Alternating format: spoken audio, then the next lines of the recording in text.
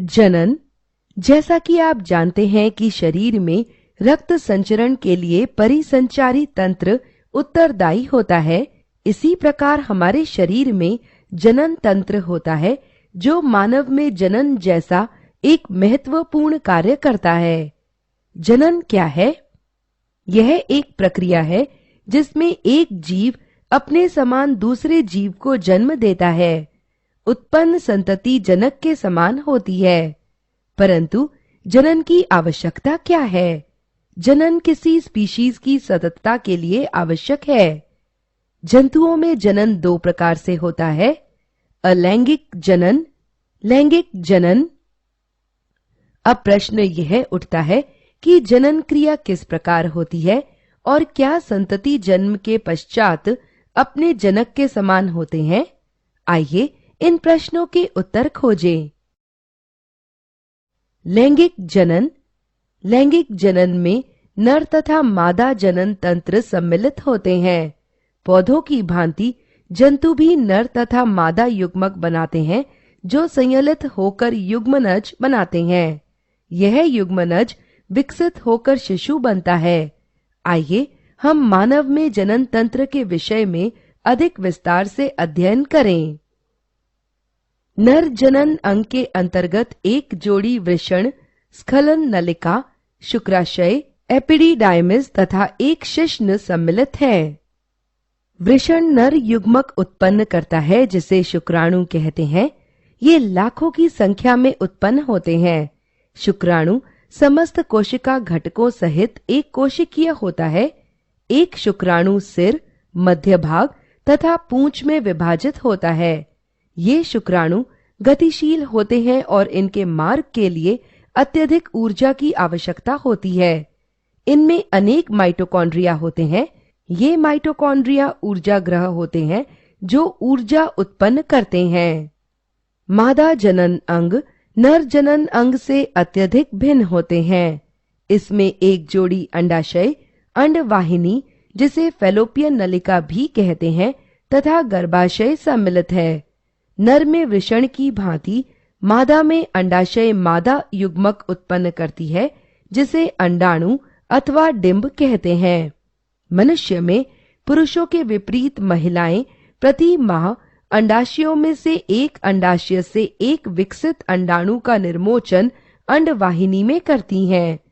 यह शुक्राणु से संयलित होने के पश्चात यह युग्मनज बन जाता है और यदि यह संयलित नहीं होता है तो एक दिन के पश्चात मर जाता है। निषेचन। भ्रूण का निषेचन तथा विकास। मादा जनन अंगों के विषय में अधिक जानकारी के लिए उस पर क्लिक कीजिए।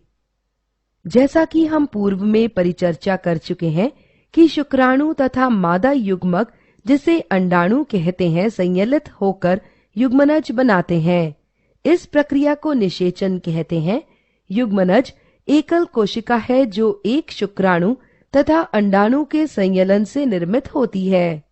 इसके पश्चात युग्मनज विभाजित होकर भ्रूण में विकसित हो जाता है जो बाद में गर्भ या भ्रूण बनाता है। भ्रूण में नर तथा मादा जनक दोनों के लक्षण होते हैं। आपने अवश्य देखा होगा कि आपकी बनावट आपके माता पिता की भांति और इसी प्रकार आपके भाई की बनावट में भी आपके माता पिता की कुछ समानताएं होती हैं। भ्रूण का परिवर्धन। निषेचन के परिणाम स्वरूप युग्मनज का निर्माण होता है जो विकसित होकर भ्रूण बन जाता है। युग्मनज लगातार विभाजित होकर कोशिकाओं के गोले में बदल जाता है। तत्पश्चात कोशिकाएं समूहीकृत होने लगती हैं तथा विभिन्न ऊतकों और अंगों में परिवर्तित हो जाती है। इस विकसित होती हुई संरचना को भ्रूण कहते हैं। भ्रूण गर्भाशय की दीवार में विकसित होने के लिए रोपित हो जाता है। भ्रूण गर्भाशय में विकसित होता रहता है। धीरे धीरे विभिन्न शारीरिक अंग जैसे हाथ, पैर, सिर, आंख, कान आदि विकसित हो जाते हैं। भ्रूण की वह अवस्था जिसमें सभी शारीरिक भागों की पहचान हो सके गर्भ कहलाता है। जब गर्भ का विकास पूरा हो जाता है तो मां नवजात शिशु को जन्म देती है। जरायुज एवं अंडप्रजक जंतु मुर्गियों में आंतरिक निषेचन होता है, परंतु भ्रूण के विकास में भिन्नता होती है। मनुष्य तथा कौओं के विपरीत मुर्गियां अंडे देती हैं। स्तनियों में गर्भ गर्भाशय की दीवार पर विकसित होता है। मुर्गियों के अंडे के चारों ओर एक कठोर आवरण होता है जो इसकी रक्षा करता है। मुर्गियों द्वारा पर्याप्त गर्मी प्रदान करने के पश्चात चूजे पूर्ण रूप से वृद्धि कर जाते हैं और अंडे से बाहर निकल आते हैं। ऐसे जंतुओं को अंडप्रजक कहते हैं, जबकि गाय एवं मनुष्य जैसे प्राणी जो अपने शिशुओं को जन्म देते हैं उन्हें जरायुज कहते हैं। शिशु से वयस्क। आइए हम मेंढक में विकास तथा मेंढक के जीवन चक्र का अध्ययन करें।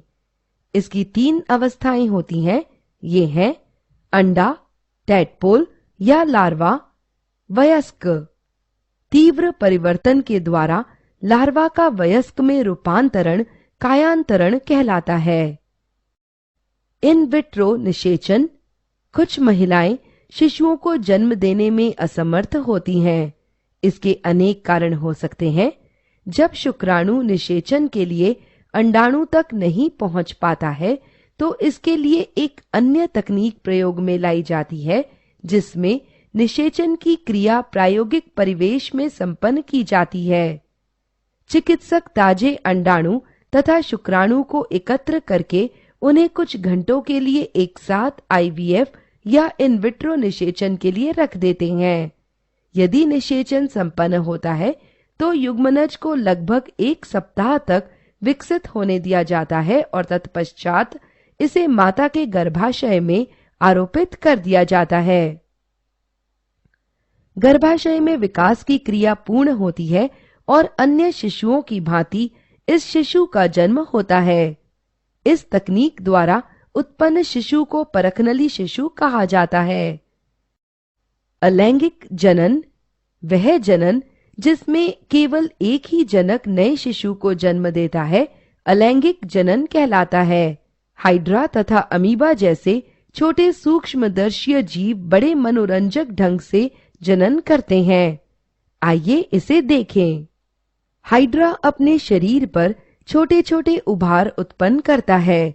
ये उभार मुकुल के रूप विकसित होकर जनक शरीर से अलग हो जाते हैं। चूंकि हाइड्रा के इन मुकुलों से नए जीव विकसित होते हैं, अतः इस प्रकार के अलैंगिक जनन को मुकुलन कहते हैं। अमीबा, जो कि एक कोशिकीय जंतु है, इसका विभाजन अन्य विधि से होता है जिसे द्विखंडन कहते हैं।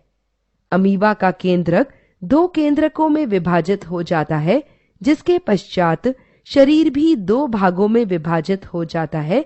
प्रत्येक भाग में एक केंद्रक होता है। अंततः एक जनक अमीबा से 2 अमीबा उत्पन्न हो जाते हैं। Cloning.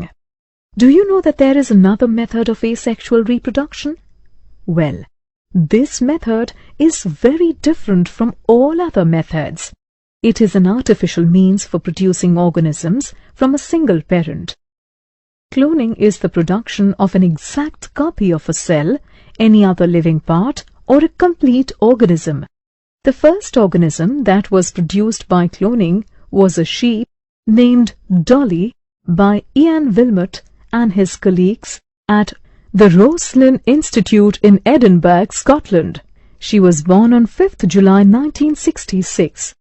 Now let's understand the process of cloning in details.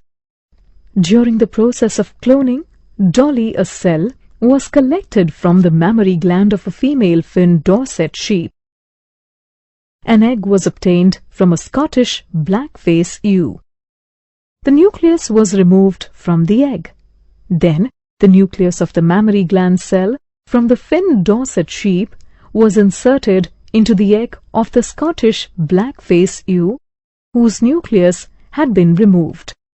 The egg thus produced was implanted into the Scottish blackface ewe. Development of this egg followed normally, and finally Dolly was born. Dolly was identical to the Finn Dorset sheep, from which the nucleus was taken, though She was given birth by the Scottish black-face ewe. Since the nucleus from the egg of the Scottish black-face ewe was removed, Dolly did not show any character of the Scottish black-face ewe. Dolly was a healthy clone of the Finn Dorset sheep and produced several offsprings of her own through normal sexual means. Unfortunately, due to a certain lung disease, Dolly died on 14 February 2003. Since Dolly, several attempts have been made to produce cloned mammals. However, many die before birth or die soon after birth. The cloned animals are many a times found to be born with severe abnormalities.